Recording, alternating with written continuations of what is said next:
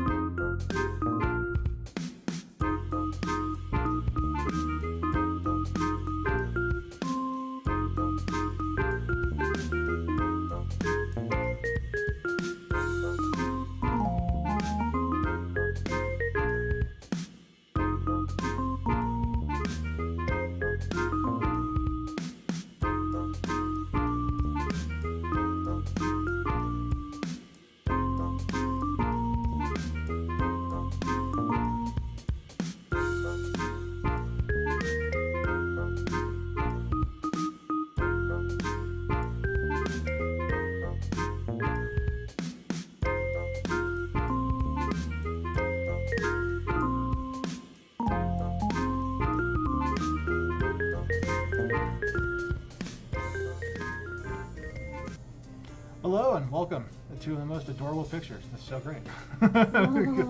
Oh, look at it. My dog's giving the love eyes. It's all like, I love this. Press your face against mine. So great. All right, so clearly we're going to be talking about animals and everything like that. And let's start off with the article. Rose, would you be cool enough to post the article in the chat and also begin reading through some of it, if you don't mind? Sure. I just need to actually get the URL real quick. The URL. For Okay. people And to in the read along. In the meantime, can we just agree that that's just way too many fucking fish? That's a lot of fish. That's just way too many fish. So many fish. Yeah, I mean, that's nice. I mean, there's a little girl with a dog. Like on the beach. I mean, it's kind of cool. We're going to be hop, skipping, and jumping around the article. Yeah. But I will give the section for each one. As per usual. I mean, we won't just sit here and go, this article seems great. Let's just go ahead and redo the entire thing. Because clearly it's like you at home could probably do that. And that's not why you're here. Yeah. So, first section. Any pet can improve your health. While it's true that people with pets often experience greater health benefits than those without, a pet doesn't necessarily have to be a dog or a cat. A rabbit could be ideal if you're allergic to other animals or have limited space but still want a furry friend to snuggle with. Birds can encourage social interaction and help keep your mind sharp if you're an older adult. Snakes, lizards, and other reptiles can make for exotic companions. Even watching fish in an aquarium can help reduce muscle tension and lower your pulse rate. I'm very skeptical about that whole rabbit could be ideal if you're allergic, because it's still a furry animal, and don't they need quite a bit of space? Well, I mean, I think that kind of depends on the rabbits, but I think I've heard the term hypoallergenic pets before, and I've seen that rabbits do tend to be in that particular camp. But I think that Speaking of rabbits. Yeah, speaking of rabbits, but I do think it also kind of depends on the space, depends on the person, depends on a bunch of things, whether or not a rabbit's a good choice or not. So you know, hey, I think that's yeah. And then snakes, lizard, and other reptiles make for exotic companions. I've seen and heard of other exotic pets. Yeah, I'm gonna say this now. And, like, if you are queasy about like seeing like a snake like gulp like a mouse, Oh, yeah. like that is like a regular thing. And if you're like, I'm just gonna pet my snake, well, guess what? It gets a little lumpy while it's trying to digest things. So understand that like you might be feeding a monster. And then the shedding. Imagine seeing that thing in the middle of the night. Oh man, it's just I'm gonna cuddle up with out you. in the open. Da-da-da-da-da. Da-da-da-da-da. Yeah, no, I'm good. That's gonna be a hard pass. Alright. So, studies have shown that pet owners are less likely to suffer from depression than those without pets. People with pets have lower blood pressure in stressful situations than those without pets. One study even found that when people with borderline hypertension adopted dogs from a shelter, their blood pressure declined significantly within 5 months. Playing with a dog, cat, or other pets can elevate levels of serotonin and dopamine, which calm and relax. Pet owners have lower triglyceride, that is how you pronounce that, right? Yes. Okay, and cholesterol levels, indicators of heart disease, than those without pets. Heart attack patients with pets survive longer than those without. And pet owners over age 65 make 30% fewer visits to their doctors than those without pets. Out of all those that I read, which ones do you think are actually true? Okay, am I being like truthful or am I being optimistic? Let's just go truthful here, I guess. I think that all these things are varying levels of bullshit. Oh, yeah? I'm gonna be 1,000%. Yeah, it's pretty subjective. So I'll knock out each one of these things, Okay, sure. in order. Okay, we'll start with depression. Mm-hmm. Okay, so while it's true that yes, a companion can help you feel perhaps a little less alone, and that it can sometimes alleviate depression, sometimes it can actually instigate depression. And here's the other thing too. Unless you're incredibly old, you're more than likely going to outlive your companion. Oh, yeah, And yeah. that can be such a depressive episode that there have been people who have been known to have committed suicide over it. And so while it might combat depression in the short term, it probably is going to be worse in the long term for some people. So that's why I say it's subjective. Well, I think there's plenty of examples of people who get positive outcomes and it does reduce depression, etc. Okay, list of things. But it's important to point out those that don't. But it can also swing wildly in the other direction too, because no one is the same really. Everyone's going to have a different like baseline, different point, and so that's something that's kind of there. The second one, when it comes to lowering blood pressure, I've heard this a lot, okay, and the stressful situations. Okay, but I'm going to say this right now. Any person who's ever really had a pet knows the moment when your pet crosses the line and destroys something of yours, whether it be a dog eats a couch, whether it be a cat pisses on something you care about, whether it be absolutely shreds the furniture. Yeah, whether it be a rodent gets out of its cage and starts making a mayhem out of something. These things happen. Yeah. Okay, they absolutely happen. And so I would say that that is once again it's very situational. It's very situational. I'm not trying to be mean. I'm not trying to be dishonest. I'm not trying to be like, oh, this is terrible. This is bad. It's like, no, I'm not trying to do that. I'm just trying to acknowledge the fact that these things exist, and that they should be taken with a grain of salt rather than being like, this is the truth. This is the gospel. Gotta take the positive along with the negative. Yeah. Can't just have one without the other. Yeah, you can't just be like, this is the only way things are. There's a reality to this that I feel like sometimes. As much as we'd like to just have the positive, that's not realistic. Now, I will agree 100% with the idea of play with animals does seem to elevate serotonin and dopamine. And I think that's a good thing. I think it's definitely something that's really, really helpful. As for relaxing, depends. I have a cat that has claws claws that grow very fast, and so it scratches very, very much. So like it just grips on and just yeah. So I mean, it depends, but I think more so than anything else, it's probably a good thing. I think honestly, the thing with the triglycerides and the cholesterol levels, I mean, I'm gonna take their word for it. I haven't seen anything that says, oh yeah, that definitely is not the case. But I think that like it probably varies from person to person based on genetics and health conditions. So depending upon who they were studying and when, that might have played a role.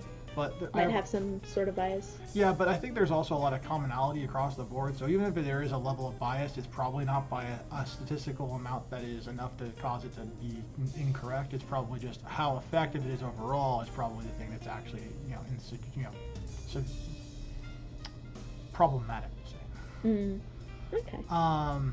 And then when it comes to heart attacks, surviving patients, that's also, that's completely situational. I'm not even going to go further than that. I think that's just seriously, that's a sample size and a variety of things. And then pet owners over the age of 65 with fewer doctor visits. And this is going to sound mean, but like I wonder, is it the reason why they have fewer doctor visits is because they're preoccupied with their pets, and they're maybe sacrificing their health for their pets, something that is very common in people.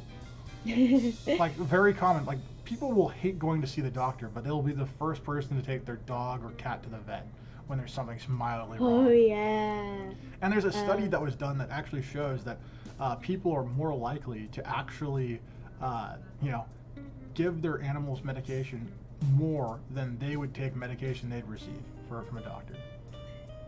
So. Goodness. So I see that and I just kind of think, maybe there's something more going on there, maybe. Maybe.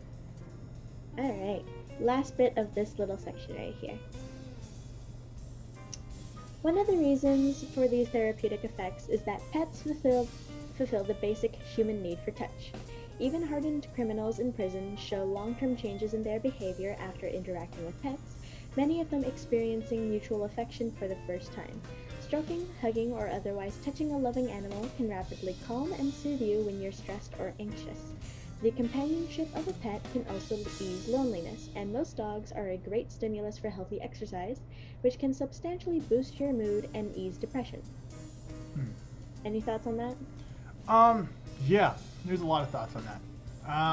So first of all, I think all those things are true of the human experience, human condition, and when it comes to animals, being able to connect in that way, I think is helpful. I also think that prison inmates are in there for a variety of different reasons, and being in prison is inherently going to be stressful, and so being able to have some sort of tactile connection to something that is soothing is innately going to be helpful. So it doesn't surprise me at all that that you see like these hardened criminals, showing massive changes in their behaviors, because that's just normal for people, like in general. I do think, however, though, that the ability to ease loneliness, I think, is a little bit exaggerated when it comes to these things. Yeah. I mean, I'm a person who lives alone. I have a cat. I still feel lonely. Like, I have a cat. Like, an animal only can be so far when it comes to certain levels of companionship. And so I think that, like, if you were to assume that, all of my needs for companionship are solved by getting a pet, it's like, no. And I think the message... They're not a cure-all. Yeah, no. And I think the message is that a lot of people get that it is just a cure-all kind of thing. And I think that's a bit misleading. I also want to point out one other thing, too, that Host mentions. He says that I think it's more about distracting themselves from minor aches and pains. Oh, for the doctor's visits for people over age 35? 65. Yeah, 65. And I'm going to say that could be the case. I hurt my back, as many people know, a few months ago. And thankfully I'm recovered. But when I was not, I was still very much in pain. And I can tell you that having to feed the cat with my back hurting, and also like having to deal with the cat while my back hurts, was a fucking nightmare. And so as an older person who might have that kind of similar issue with aches and pains, I cannot see that possibly being a positive. Like, as a person who experienced pain in that situation and having to deal with that, like, that was just, oh my god. It's like minor aches and pains, maybe. Major aches and pains, no. Well, I mean, I would say that back pain, like the one I was experiencing, would have been considered in the minor camp, because it wasn't so strong that it needed necessarily medication to be treated. It was more like just time. And so like that just shows that like it wasn't severe. Now if I needed a syringe and an injection into the spine, or surgery or something like that, then like that's huge, you know what I'm saying? But like that's the reason why I kind of think that's kind of like in that general cat. Just cat just went like this across the freaking head. Sorry. Little cat stretch. Yeah. Anyways. Yeah. So that's my response for that for the most part. I do genuinely think though that like to get continuous boost to mood and to ease the symptoms of stress and potentially depression, I don't think that tactile sensation and the caring companionship that an animal necessarily provides is probably going to be sufficient over the long term. I think it's a stopgap situation that is only a temporary fix at best. Okay. So, for these benefits, some of which you believe are real, some of which you think are wholly exaggerated, do you think the number of pets might either increase or decrease these benefits? I think that yes and no, depending on the situation. Like, depending on like the household, the family, or the living situation. I'll give an example, okay? Like if you have a whole bunch of rodents, mice, rats, hamsters, etc., like that, they're all going to be noisy, they're all going to be loud, they're all going to be like their cute cuddly self, right? And so if you get a bunch of them or only one of them, it's going to be very similar. It's going to be a little more squeaking, a little louder, but like it's the general, the gist, right? But let's say you have 2 dogs in a house. Now you have 4 dogs in a house. Oh Lord. Well, guess what? That's now a lot more things you're going to have to be aware of. A lot more interactions you're going to have to, take into consideration. And there's a lot more dog walking and duties and things like that, which can increase the stress and I think decrease the benefits of having those animals. So in that way, I think that if you increase the number of certain animals and you increase the responsibilities of the maintenance and care and upkeep for those animals, and I think the cost-benefit analysis is probably going to just be not great. You're gonna see less good and more bad, and on a good day you might break even, but I think on more than likely you're gonna get into situations where maybe an animal has to go to a different home or a shelter, and that would suck for the animal and suck for you because you're gonna feel guilty and the animal's gonna be without a home, and so yeah. Diminishing returns, as host says. Yeah, I think diminishing returns is probably a shorthand way of getting to that. Yeah. All right, so you think it would probably be. It's situational. It's situational, for the thing. Here's another example. Okay, let's say you have a pretty big house, right? And let's say that you like cats, and you have like 2 cats, and then you decide to get 2 more cats, and the house is freaking huge, and you don't have to worry about. You're not the one who cleans the litter box. Well, then guess what? You now have twice the level of fluffy attention that may or may not want to give you attention. So in that way, that might not be a bad thing. But like, let's say you live in a small house. Maybe you're the one who has to do the litter box. Then 2 more cats is going to be kind of a hassle. So, I think that like it all depends on your situation. It depends on the animals. It depends on where you live. The temperament of the type of person you are, etc., right? All of those things are going to affect whether or not that's a good thing or a bad thing. Because there's plenty of things that when you add things to your life, sometimes it retracts, sometimes it adds. And unless you know everything about your circumstance and who you are, you won't really know until you do it. All right. Last question before the next break. Okay.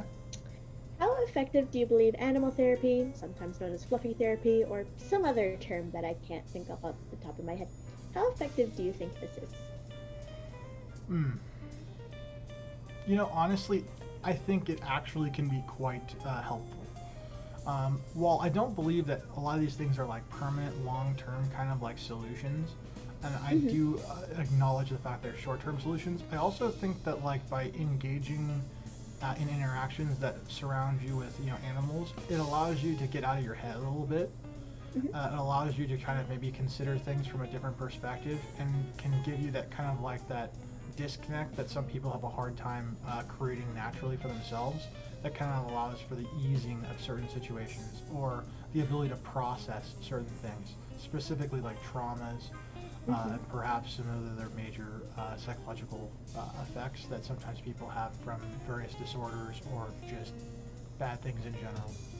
And Mm. so I think that, yeah, I think fluffy therapy, animal-based therapies can be quite effective at allowing at least the person an opportunity to grow and to perhaps have a different outlook on the Mhm. way they look at their problems or experience the problems.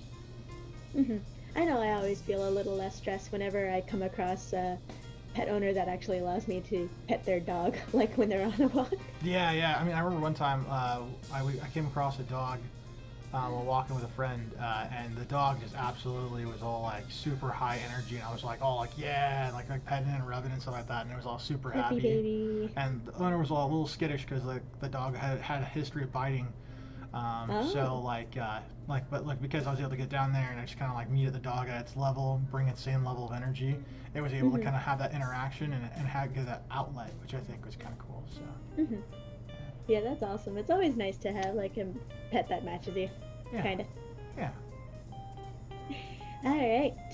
Break time. All right. Well, we'll see you guys all in 2 minutes, and then we'll get into the next bit of the article. Yep. See you then.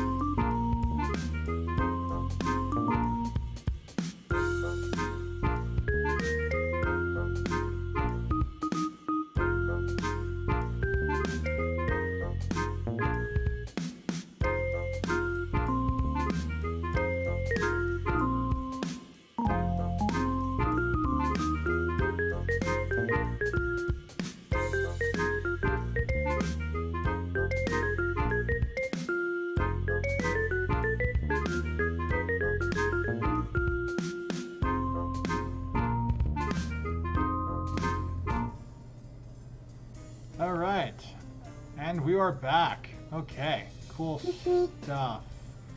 Host, what the hell, man? All right, okay, I'm just letting you know now. Like, you get them, and then just call Steve, and then you're just gonna all swarm you all over. Oh my god. whoop. Stampede of Steve. I mean, you should do that and make it into a YouTube like a clip, and then just like make it into a GIF, and then you'll make like just so much, so much, so much. Anyways, all right. So Rose, what do we got left for the article? Where are we at? Yeah, the next section we're going to read is how pets can help you make healthy lifestyle changes. Okay. So, alrighty then. Adopting healthy lifestyle changes plays an important role in easing symptoms of depression, anxiety, stress, bipolar disorder, and PTSD. Caring for a pet can help you make healthy lifestyle changes by 1. Increasing exercise. So, taking a dog for a walk, hike, or run are fun and rewarding ways to fit healthy daily exercise into your schedule. Studies have shown that dog owners are far more likely to meet their daily exercise requirements, and exercising every day is great for the animal as well. It will deepen the connection between you, eradicate most behavior problems in dogs, and keep your pet fit and healthy. Okay. That's just for a. That just sounds like it's for a dog, though. Like, other Yeah, I pets mean, don't really go yeah. for a walk. I mean, like, I've seen people walk cats, and I've seen the look Some. on those cats' faces to just be like, Mhm. I fucking hate you. I will poop in your shoes. Like, that's like, I've seen a video of a person walking a rabbit before. I mean, I've seen people walk animals that were not, like, traditionally dogs, but, like, this is Mhm. definitely, like, This is more a for dog. dogs and like energetic dogs who And- actually like need the exercise. And here's the other thing, too. What happens if you live in an area where you can't do that? Like, let's say you live in a place that's snowy, you know, or they have tornadoes. It's like, Mhm. you are not going to be able to go for a walk every day. And some dogs, they kind of need that. Yeah. So, Or like places that are unbelievably hot where the concrete's like boiling. yeah, I mean, like at LA during the summer. It's just, Yeah, pretty much. yeah, I mean, like, It's that's, either it's like if you walk your dog, they better have some dog booties on them more. yeah, seriously, like, that's just, it's not great. Not great. So, yeah,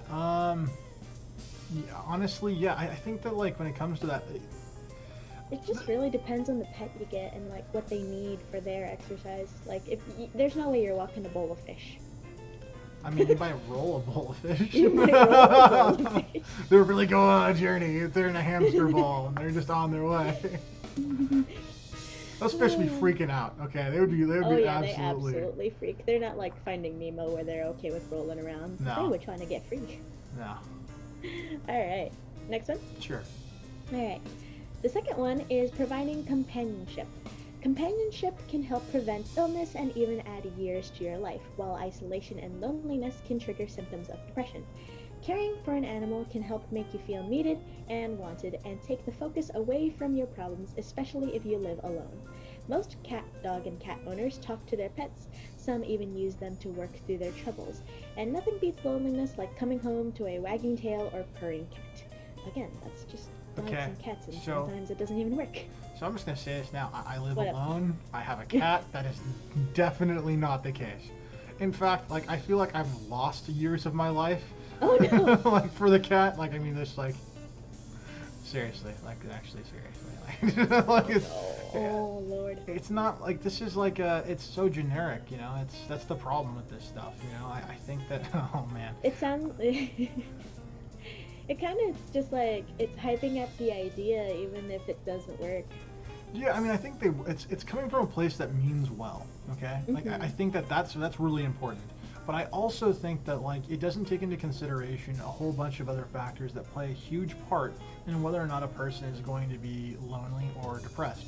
I mean, I know plenty of people who can be 100% alone and be content as hell. They don't need anyone or anything. They are fine by themselves. And those people, like, if they had an animal, all right, maybe that would disrupt their being fine and content and cause them to actually, you know, have problems. So this is just, I mean, even if you only looked at it from a cat and dog lens, I still think it's problematic. Giving a lot of expectations, but not saying a lot about like what goes into them. And I gotta say this now, host, that is fucking hilarious. Like, I'm sorry, like, the skateboard plus string plus fishbowl equals profit. I love that. That's Whee! yeah. You just need, all you need to do is attach like one of those fishbowl like camera lenses and actually go down like a half pipe with all that, and that just finishes it. That's all it needed. It makes it complete. And for All those right. and for those whom are wondering what the hell I'm saying, read the comment section and the chat, and you'll know. It's so hilarious. great. It's great. It's worth a great. look. Alright, next section. Helping you meet new people. Pets can be a great social lubricant for their owners, helping you start and maintain new friendships. Why that word? Dogs. This is Yep. this Yeah, is this is steeped definitely in dogs. It says it in the next sentence. Dog owners frequently stop and talk to each other on walks, hikes, or in a dog park. Pet owners also meet new people in pet stores, clubs, and training classes. That last one is more generic, but the first two are absolutely just dogs. I'm gonna say this now. If anyone stops me while I'm in the pet aisle grabbing freaking cat litter, Like, and it's like, so, what does your fluffy companion have? I'm like, a dirty litter box? It's like, I would have nothing. It's a cat. I would have nothing. So, Cat. yeah, no, it's dog. I'm gonna say this now, like, I guess if you were like really wanting to engage with people and you're like, I want a dog to do that. I guess you deal with the fact that you can't have a cat. You can't really have a cat probably, and you're gonna probably have a very destroyed couch, and you're probably gonna have a few accidents. I wouldn't say all dogs go for shoes. I don't think that's necessarily the case. I mean, Odin goes for shoes. He's a cat. He goes for shoes. So I think different animals go for different things, but I think the couch is definitively 100% the domain of the dog, and 100% just no. 100% just what? Sorry, like just 100% just bad. Like it's just gonna be destroyed. You're gonna lose your couch to the dog. 100%. You're gonna lose quite a bit of furniture. Yeah. So yeah, I think that's just kind of like weird. And what the hell, future ghost host? What's going on? Oh, man? he's talking about the whole you having a cat has actually reduced a couple of your lives, and that's where the rest of the comments are coming from. Oh, okay, yeah. Yeah, so like, how else do you think cats get their 9 lives? That's what matters. Odin's on 10.5 years, and he's probably sucked clean of the lives of many people. Probably some old lady just dead because he got sucked them out. Lord Almighty. Yeah. All right. Next one. Reducing anxiety. The companionship of an animal can offer comfort, help ease anxiety, and build self-confidence for people anxious about going out into the world. Because pets tend to live in the moment, they don't worry about what happened yesterday or what might happen tomorrow. They can help you become more mindful and appreciate the joy of the present. I'm gonna repeat my statement. That sounds like a dog. It's a dog. Cats hold grudges. I mean, they really do. Like honest to God, I've had many cats. Mm-hmm. I have witnessed the grudge. I've seen the incident. I've seen the look. I've seen the way they act before and the way they act afterwards. 100%. Cats have long memories. Now, will they do it forever? Is this perpetual? In some cases, no. Like in some cases, it could happen. It could piss them really off, and they get that look, and then like you're gone for a year, and you come back, and it's over. But if you're in daily contact, oh yeah, like they're gonna know. Yeah, I definitely. I mean, I don't think so. I think that this applies to dogs. I mean, maybe it applies to rabbits too, or like some rodents, but if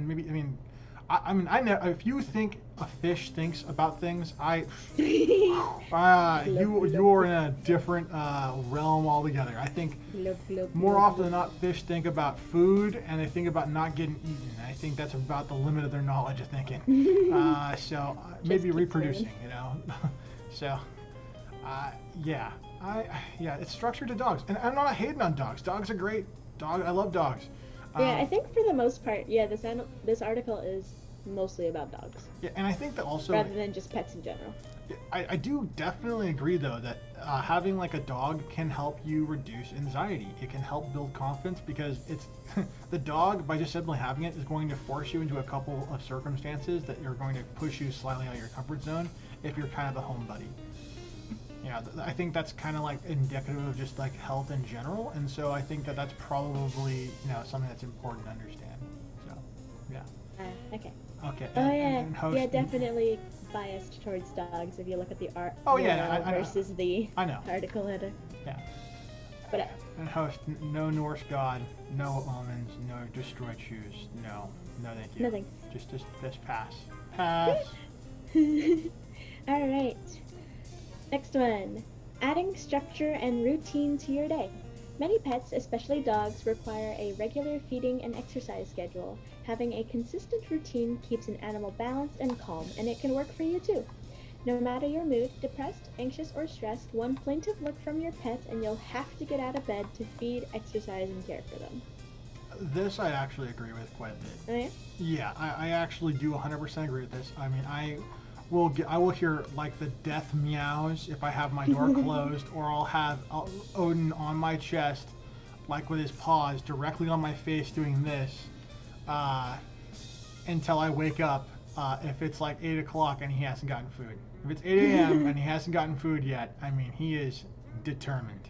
It is rare that that is the He case. will get you. Yeah, it is rare, but I have seen it. I know he is all about doing that, and yeah, I can definitely say that animals do definitely help you kind of structure a routine, and it's actually kind of easy to build a routine around it. I mean, think about it. You get up, all right, you feed the animal, you get them their water, you brush your teeth, you get ready for maybe like a workout or something like that. Do your workout, come back, maybe take a shower, etc., start your day, rinse and repeat. It becomes pretty easy to do that, especially when you have a pet, because they have these basic things that you need. So I agree with that statement 100%. Okay. Alright, last one for this section, I believe. Okay. Before an example. Providing sensory stress relief. Touch and movement are two healthy ways to quickly manage stress. Stroking a dog, cat, or other animal can lower blood pressure and help you quickly feel calmer and less stressed. I think this was one of the study things from earlier. Yeah. Feels like that's what they say. However, I mean, I don't know 100%. I'm willing to believe the data though. Like, I mean, there's a lot of, that's not the first time I've heard that. And I strongly believe that, like, while maybe the exact figure isn't 100%, the general gist is probably an actual observable effect, because there are so many studies that have measured this and said this. And so I'm inclined to believe it's true. Just maybe not the exact or hard numbers that are there. All right. Do we still want to go with the example they give? I mean, sure, why not? All right. So, this one says, get a dog, lose weight. A number of studies have linked owning a dog to losing weight. A year-long study at the Wellness Institute at Northwestern Memorial Hospital in Chicago found that walking an overweight dog helped both the animals and their owners shed unwanted pounds. Researchers found that the dogs provided support in similar ways to a human exercise buddy, but with greater consistency and without any negative influence. Another study by the Research Center for Human-Animal Interaction found that public housing residents who walked therapy dogs for up to 20 minutes 5 days a week lost an average of 14.4 pounds in a year without changing their diets. A third study, conducted by dog food manufacturer Mars Pet Care, found that people with a dog walked 30 minutes more per week than they did before owning a dog. What are your opinions on any of those statements I just said? I mean, it all makes sense, honestly. I've had dogs. I do know dogs do really require walking, and so you are going to 100% go for walks and strolls. And I mean, I don't know about everybody. I don't know about how often people walk, but Americans have traditionally been people who are very sedentary in the way in which they conduct their lives on average. And so walking is not something that's typically necessary. A lot of people go from point A to point B in a car rather than walking. And so a dog forces them to walk and have those kinds of things. And so it doesn't surprise me at all to see that there's people who have done studies that go, okay, you lose 14.4 pounds. Now, that seems oddly specific, and I would find perhaps maybe some fault with the data, the specific data, because it's probably going to be dependent upon your region, the breed in question, etc. Because I mean, like, imagine you have a small Chihuahua, right, versus a Great Dane. All right, like, I feel like the walking demands of both of those dogs are going to be dramatically different. Oh, yeah. One of the dogs is going to want to be carried at the end of the walk, and one of the dogs is going to be like, "Where are you? I'm just going to drag your ass because we're going to still go." You know, so it's.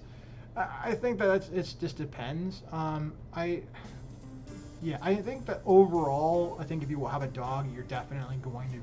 Those are all things that I think point to things that are true and real, but yeah. I also kind of think that this could also be true of other animals as well, not just necessarily dogs. Like, there are people who own foxes, who walk foxes, that also this would apply to. I mean, I guess you could walk a cat, but I think the cat's kind of like in the same camp as the Chihuahua, so I mean, that's grain of salt on that one.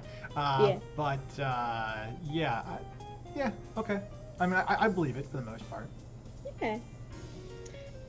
So, some extra questions I have is, What are some other extra benefits that you can think of that occur because of these lifestyle changes?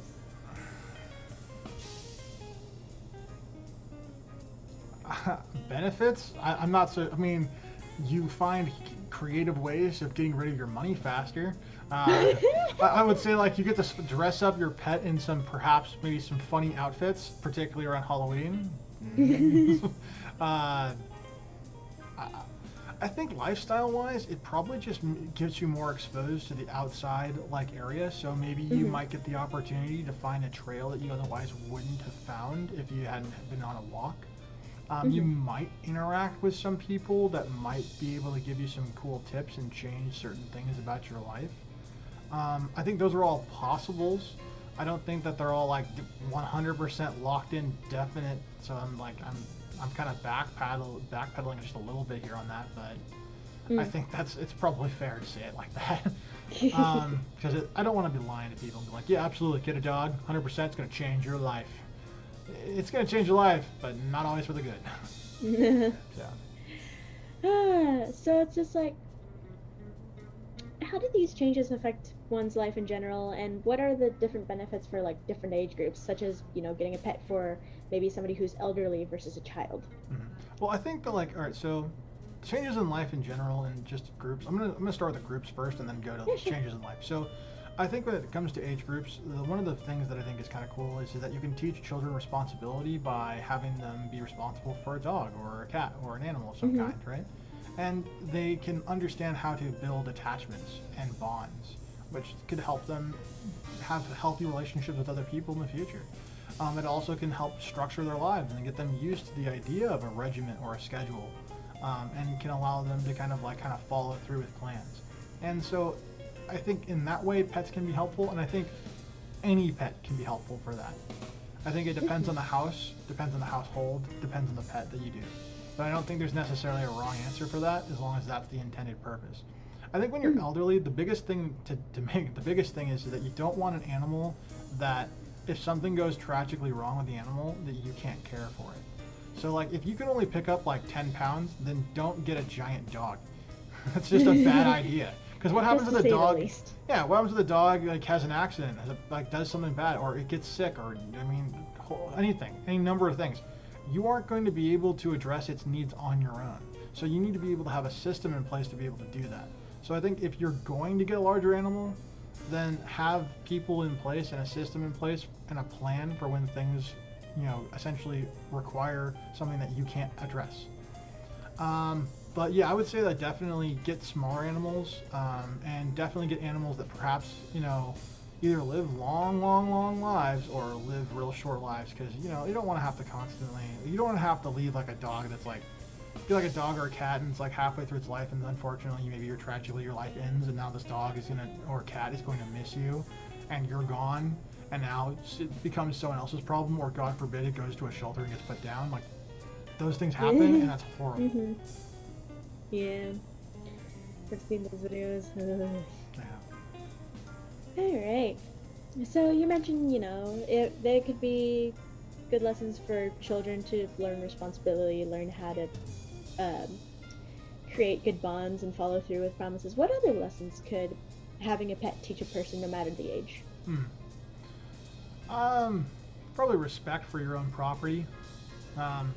You start like not leaving like cups and plates and bowls in places where animals could easily access it, because like it only takes one mistake, until to have a dog maybe chew down a glass, and now you have a vet bill that's horrifying, or you come home to, where are all my utensils? Like, where'd all my stuff go? The dog's like having a hard time eating, and it's like, why is that? It's like, well, he ate them all. He ate them all. He chewed through everything. Yeah, I mean, there's a couple of electronics with holes in them now. Yeah, I mean, you can imagine like, not having cables exposed, for instance. Cats notorious for chewing on those things. Yeah, dogs get a bad rap for chewing on a bunch of stuff. Cats do it too. This isn't an equal. If it's got teeth, it's gonna chew. Yeah, so I think that's one thing that's probably helpful, is the fact that you definitely learn to manage your stuff and be more organized and be more mindful of what's available and what's out. Mm-hmm. It also could be kind of like a training ground, I think, for some people like who are couples who are thinking about having kids.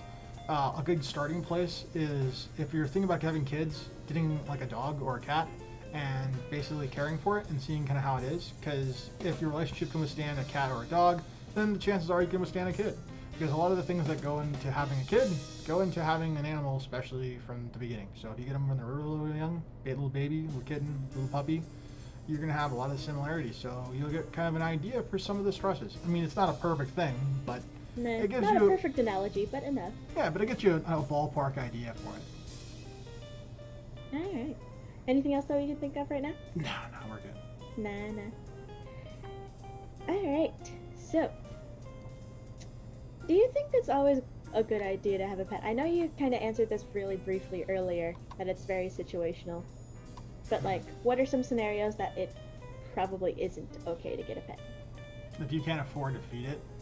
Very true. You know, if you Just basically. Yeah, if you can't afford to feed it, you can't afford to take it to the vet. Then I think that right there eliminates your fitness of being able to be a pet owner.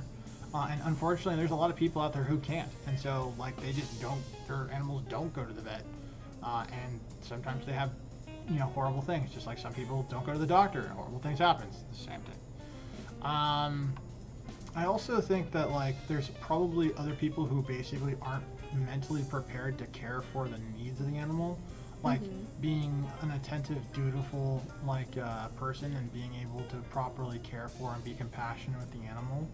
If you're a person who leaves the house and is gone for hours on end and no one's ever home, maybe some pets are okay like that. Some cats can be pretty independent, but if you have a dog and dogs are social creatures. They like, if you're the only one who lives there, maybe a dog's not a good choice. If you work 8-9 hours a day and then you don't get home, you're only home for like 6 hours, where you're awake. That's a pretty crummy way of having a dog. So dog's gonna get real sad real quick, and there's bad things that can happen to their health. And that's true of some other animals as well. It's not just dogs. There are other animals that are like that. So. You gotta be attentive and dutiful when it comes to the responsibilities, the needs of the animal. Yeah. All right. Let's see. Do you want me to just quickly go through the headings of the next section? Yeah, go ahead. All right. So, as we mentioned, having a pet, major commitment. It's not just something you can just have and be done with. So there's obviously just going through the 7 headings really quickly. For one, pests cost money. Food bills, pet care, all those things. Pets require time and attention. Owning a pet can actually curb some of your social activity. Pets, a lot of pets, can be destructive. Pets require responsibility. And actually, pets can carry health risks for some people. Like, there's reasons pet allergies are a thing for that one. Oh, for damn sure. I mean, there's plenty. That's a thing. I can speak to each one of these things. Yeah? Oh, yeah. But yeah, like, which one do you think is the most, or one of the most important ones to keep in mind if people are attempting to get a pet? I think owning a pet can curb some of the social activities is probably one of the most pertinent ones. It's one of the few things that I think doesn't get talked about nearly enough. And because everyone assumes, okay, I got a pet, so now I'm going to be the center of attention. It's like, no. No, and sometimes that, like, those animals, even if it's a dog, even if it's an energetic dog, happy dog, you're going to be spending a lot of time. You have to groom it, the veterinary stuff, you're going to be exercising a lot with it. This can really have an effect on your overall social life. If you're somebody who's like, I absolutely must go to the bar and hang out with my friends every couple of days, having a dog might actually prevent you from being able to do that, or be able to do that with the amount of time you normally would like. So, it definitely, like, animals compromise a whole bunch of things, and routines that you had before them is the first thing that gets basically ruined. Gotta make a whole new schedule to match. Yeah, so I think that's one thing that really is important to take away from it. Yeah, because even if you do leave for a long amount of time, even if it's for a couple hours, you gotta figure out some plan to make sure, one, they don't try to destroy your house, depending on the animal. Yeah, definitely. You And don't. then if you leave for way longer than just a couple of hours, something needs to be taken care of, or that pet's not going to be happy with you, and you're not going to be happy when you come back. Yeah. Makes sense. All right. So Like, what's another one out of the list do you think would be important for people to? I think pets carrying health risks is probably also really important. Although I think that the one that people often associate with is that they talk about how there's allergies, but I'll be honest, the worst thing about pets isn't even the allergies necessarily. It has to do with a lot of the facts that they can be transmitters and carriers for a whole bunch of nasty things that you don't want in your house. An example is like fleas for dogs. Oh yeah. Oh my god. Fleas are utterly fucking annoying, okay? And while they don't really have detrimental huge effects for people necessarily, they can still bite you. I was literally in years and years and years and years ago when I was a kid, and I lived with my mom. My mom had all these dogs, and she didn't take care of the dogs very well, and so they got fleas all the time. And so I would find myself getting bit by fleas all the time. Oof. It was a horrible experience, and it was just something that I do not recommend. And I think that like that right there is just it's one of those unexpected things that you just gonna happen. And let's see here, a dutiful pet owner can still track fleas, right? If you put flea treatment on, all that stuff, it's still possible for them to get into your home. And once they're in your home, they're a pain in the ass to get rid of. They really, really, really are. Oh yeah, they are. I remember an old dorm mate of mine. They did not take care of their health, or they regularly went home to visit their pets, and she was regularly bringing fleas into the dorms. Oh my gosh. And my God, was it annoying. Yeah. I think the other thing also to consider too is just the fact that animals can track in a whole bunch of stuff because they're walking around barefoot, and if they walk around your house, then they're tracking in everything from outside inside. So you have to constantly be on top of vacuuming and mopping and sweeping and etc. Right?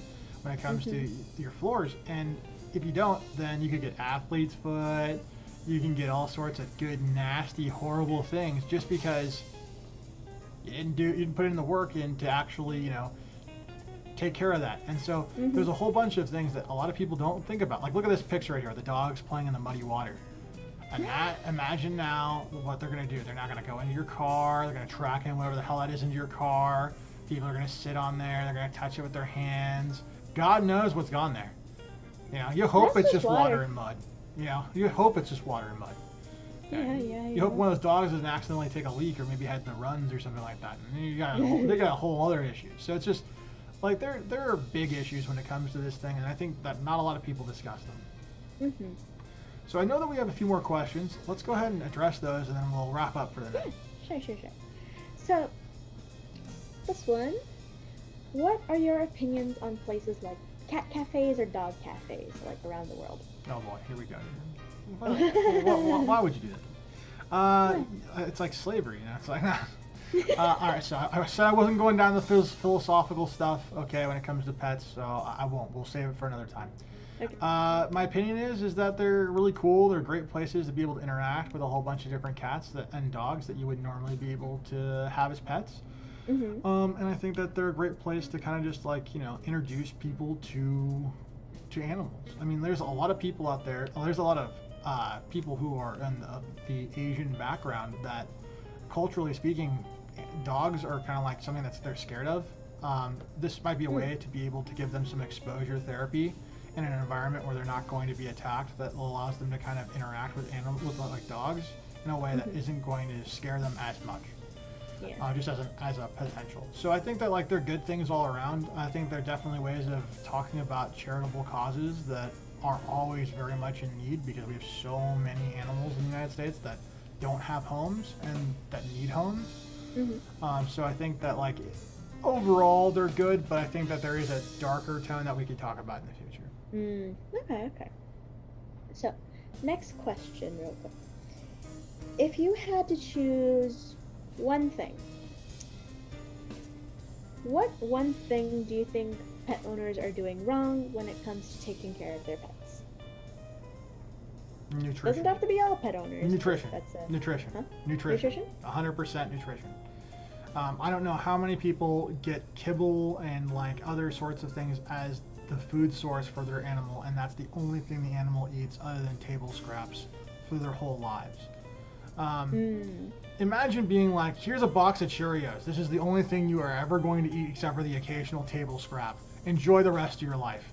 Like, Upset. like that would be, not only would I be upset, but I'd just be like appalled in all sorts of ways. And so, you know, I think that like the health of a lot of pets are probably because their diet is so like static so often, and so like it makes their immune system weaker. It does all sorts of things that I think are bad. So like I think that by giving perhaps maybe like some more introducing vegetables and maybe some other proteins like chicken or something like that every now and then, mixing it up a little bit, giving them some extra food, you know, that's just, you know, different than the thing that they're always constantly getting, I think could not possibly be a bad thing, and I think it'd be really good for the animal's health and the overall animal's overall, like, you know, psyche itself. I mean, forget about people psyche for a second here. What about the animal psyche? So. All right. Last question for the night. What are your opinions on getting animals between buying from a store, getting them from a breeder, adopting from a shelter, or even fostering? That's a really complex question, I'm going to be honest with you. Okay. Yeah, that was probably a bad idea. Yeah, to leave out. it's okay. It's all right. It's okay. I'll do my best. When it comes to this, so breeders are controversial for a variety of reasons because people are always afraid of puppy mills, which is essentially dogs that are forced to breed and breed and breed and breed, produce puppies, right? And I'm not saying that those don't exist. What I'm just going to say is that most of the time that's not what's really going on. And I think that like sometimes it's... I think it's necessary if you want to have access to a specific set of genetics that are inclined with your particular background. If you're a person who is extremely high energetic, then you can kind of get the exact dog breed that's going to meet your energy versus like other things. So I think that like when it comes down to it, it's a good thing. Now I'm going to say 100%. Almost every animal I've ever gotten came from a shelter and it was adopted. And I firmly believe that unless you are like super specific about a specific breed of animal you really want, I think that's definitely the way to go. I have gotten an animal from a breeder once. I did not regret it. It was a wonderful dog. Didn't work out, but it was a good experience. I think overall it didn't feel bad. Fostering, I think, is also a great way to interact with animals, especially if you don't have the ability to commit to them long term. At least it gives them a place to be until they can find their forever home. So I would say for the most part, all of those things are probably either a necessary evil or they're a good thing. Just because think of it this way, I would much rather have animals in shelters and in foster and have those things in place so that way they're off the streets, because you don't want to have to run. You don't want them to run into traffic. You don't want to see them, like starving in a gutter somewhere, which I have seen and had to call animal control before. So, yeah, I think that those things are kind of important and things that should be at least discussed to some extent. I think we're gonna wrap it up here. We're a little over. Sorry, guys. I want to let you guys also know that we're gonna be doing at the beginning of the month, obviously next stream is the beginning of the month, we're going to have a whole new challenge.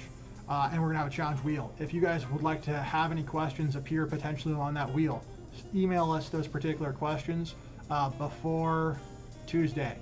And we'll try and get them in. Also, when we do the monthly challenge, it'd be cool if you guys could join me in the challenge. I mean, and document your progress in the challenge on Twitter. I will attempt to do the same. I try to do it when it came to the running thing. I'm a busy guy, and so sometimes it happens, sometimes it doesn't. And for everyone out there, I just hope that you guys had fun with this particular episode. I hope it was informative. I hope you guys have a happy Halloween, and I'll see you all in the next one. Good night, everybody. Stay safe.